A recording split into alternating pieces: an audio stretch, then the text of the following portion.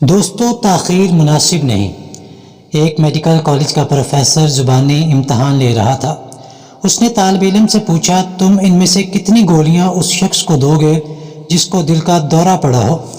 طالب علم نے جواب دیا، 4۔ 1 منٹ بعد طالب علم نے دوبارہ کہا، پروفیسر، کیا میں اپنا جواب بدل سکتا ہوں؟ پروفیسر نے کہا، ہاں ضرور۔ اس کے بعد پروفیسر نے اپنی گھڑی دیکھتے ہوئے کہا، مجھے افسوس ہے کہ تمہارا مریض 40 سیکنڈ پہلے مر چکا ہے۔ ایک شخص جس کو دل کا دورہ پڑا ہوا ہو وہ نہایت نازک حالت میں ہوتا ہے۔ اس کو فوری طور پر دوا کی بھرپور خوراک دینا انتہائی ضروری ہے۔ اگر اس کو فوری طور پر بھرپور دوا نہ ملے تو اگلے لمحے کا تقاضا صرف یہ ہوگا کہ اس آدمی کو ڈاکٹر کے بجائے موت کے حوالے کر دیا جائے۔ یہی معاملہ انسانی زندگی کا بھی ہے۔ دوستو، بعض معاملات اتنے نازک ہوتے ہیں کہ وہ بلا تاخیر درست کارروائی کا تقاضا کرتے ہیں۔ ایسے معاملات میں آدمی کو فی الفور قطعی فیصلہ کرنا پڑتا ہے۔ اگر آدمی فوراً بھرپور فیصلہ نہ کر سکے تو وہ یقینی طور پر ناکام رہے گا۔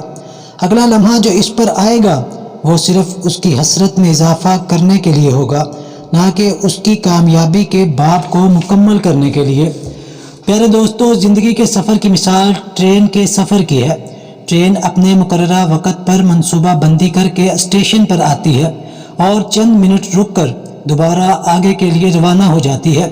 ایسی حالت میں صرف وہی شخص ٹرین میں اپنی جگہ پا سکتا ہے جو ضروری تیاری کے ساتھ ٹھیک وقت پر پلیٹ فارم پر موجود ہو، ورنہ ٹرین آئے گی اور اس کو لیے بغیر آگے چلی جائے گی۔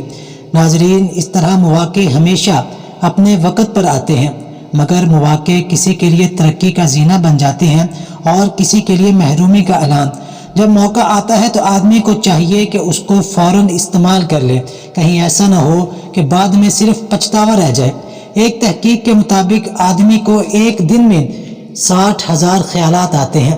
آپ خود اندازہ کریں کہ 60,000 خیالات آنے کے باوجود ہم ترقی نہیں کر رہے۔ اگر آدمی صرف ایک خیال کو پکڑ کر اس پر عمل کر لے تو کامیابی ہمارے قدم چومے گی۔